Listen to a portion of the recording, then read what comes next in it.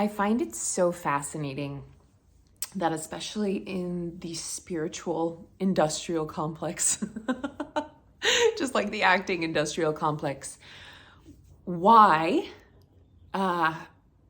we're told the message, love yourself, self-love, radical self-love, and so many leaders, mentors, visionaries seek to change their appearance through external methods.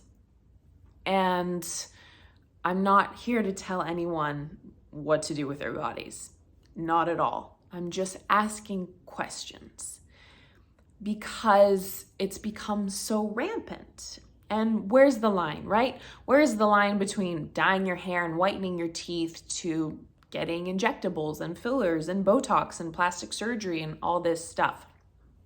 And I know as an actress, especially a 36-year-old actress in Hollywood, it's very heightened. I've had so many comments about my body, different times across my career, but it feels like perhaps because of the rise of social media and Instagram in particular, like these last few years have been really freaking intense, especially in regards to everyone wanting to look a certain way. And I think with actors, it's a really, really dangerous thing in the sense that you're not there to look beautiful. You're not there to look sexy. You're not there to look desirable. You're there to be the character. And what so many of us are fed, and literally bamboozled and programmed and conditioned with, really gets cemented into our subconscious. I have gone through my own challenges with body dysmorphia and especially having a very serious health condition that affects things like my weight and my skin and all these things. By the way, I received a lot of beautiful comments from you guys about my skin. And if you've known what I've been through these last few years, I think maybe you'd be even more surprised. But I can make a video about that, about my own kind of skincare practices, the internal to the external. It's mostly internal. And perhaps even an EFT tapping session on glowing radiant skin. So let me know about that in the comments below. But, it's something that, look, I have to be a canvas. We're a blank canvas. I'm not here to have the perfect jawline or the perfect lips or the perfect figure. I'm here to be the character that has had a unique life circumstance, that doesn't look like a Hollywood red carpet supermodel, that looks like someone who's been through a tragic experience or a challenging childhood or has lived paycheck to paycheck for the majority of their lives and whatever it is, right? But I want to examine what's happening below the surface, because so often we're doing things because they think they'll give us a certain feeling. We think it'll fill a void inside of our being. But if we come at anything with a sense of lack, we're just going to get more lack. And let me tell you, I've had this experience many ways, most notably when I manifested over like 15K. It was just a very big surge of financial success I'd had at one moment in time. And the scariest part was it did not quell or change the lack and scarcity I felt inside of myself around money. And that was a terrifying place to be. And I've had a whole journey with rewiring my ancestral line, my own personal self with finances and money. And I've made a lot of taps on it. I'll do more because I'm so passionate about giving artists financial freaking freedom, because that gives all of us the capacity to create the art we want, and also the time to rest, the time to take care of ourselves, the resources and support we need to live in this up and down wild life that is our artist life. But in regards specifically to the belief system that we're all fed, that we have to fix how we look to be accepted, to be validated, to be wanted, to be desired, to be seen as beautiful, and the fact that external beauty is somehow catapulted way ahead of that internal spark, ocean, well, whatever you want to call it. I'm just challenging the narrative because, gosh, I've been in my own practice with this, but somehow it's acceptable. It's acceptable to freeze your muscles, freeze your face, freeze, change, alter parts of your body to look a certain way. And actually, if you don't do that, then you're the odd one out. Somehow society is like, well, if you have a wrinkle on your face, that therefore means you're ugly. Like, what is this ageism? It's crazy.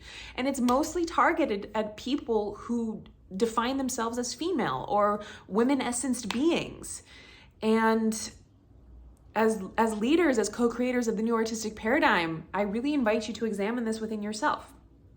My Kabbalah teacher talks about how, if you feel that you're here to reveal the light of Botox and feel really empowered in that, and you're in affinity of form with the creator, and you're like, yes, I'm going to reveal the light of Botox. That's a very different point of consciousness than one of, oh my God, I don't like how my face looks. What if no one likes me? What if I can't find my soulmate? What if I can't book this role? Oh my gosh, no one's going to hire me because I'm too old for the industry.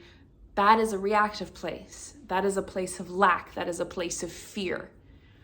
And no matter what you do outside of you, nothing can fill that except the internal work you do within to heal that reactive pattern, to fill that lack, to nourish that void back into wholeness. And there's layers of this and there's tiers of this. But all this to say, I want you to know how beautiful you are exactly as you are. However, the creator gifted you your face, your body, your contours, your nuances, your expression. And I don't think there's enough of that out there. We're inundated, we're saturated with how we need to look, how we need to be, how we need to sound, how we need to pose. And I'm not saying it's wrong if you really love posing that way or doing these things. But is this a pressure? Is this a belief system that we've adopted, or is this our true essence, our true nature? So that's just a question I have today, because you're here to do something great, and your body, your health, your life force expression is a gift. So how can you come into deeper ownership of that, deeper resonance, deepen that worthiness and belief system and deservability, and stop putting it outside of yourself, stop outsourcing that power? Because it's within you. And that's what feels aligned for me. I can't, I don't want to tell anyone what to do with their bodies, but let us examine those deeper layers and find our own inner light and know that that is eternal. The body will always be changing. And obviously our internal world is always changing too. But what I mean is that soul, that infinite soul, it's timeless, it's endless. And what if we could all spend more time honing and transforming and loving that up versus,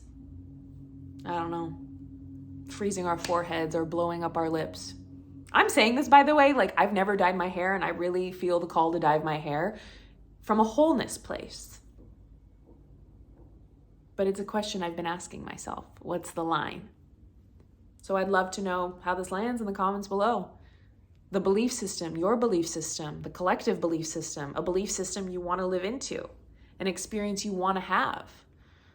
I feel so empowered by other people who identify as women, owning their hair and owning their bodies and owning their process, and knowing that aging isn't this like horrible thing that happens to you, but it's really just like an experience, life force expression, and it's just a gift, and that you get more confident, you get more embodied, you have more wisdom to endow, and you get to give this to the characters. That not all the best characters are the 20-year-old ingenues, but the best characters are, 42 and restarting their lives, or 51 and finally falling in love with themselves, or 60 dropping everything and traveling the world.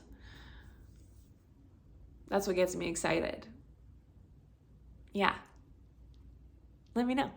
I'll see you in the next video. Ciao, ciao. Subscribe if you're new here, and like if this resonates.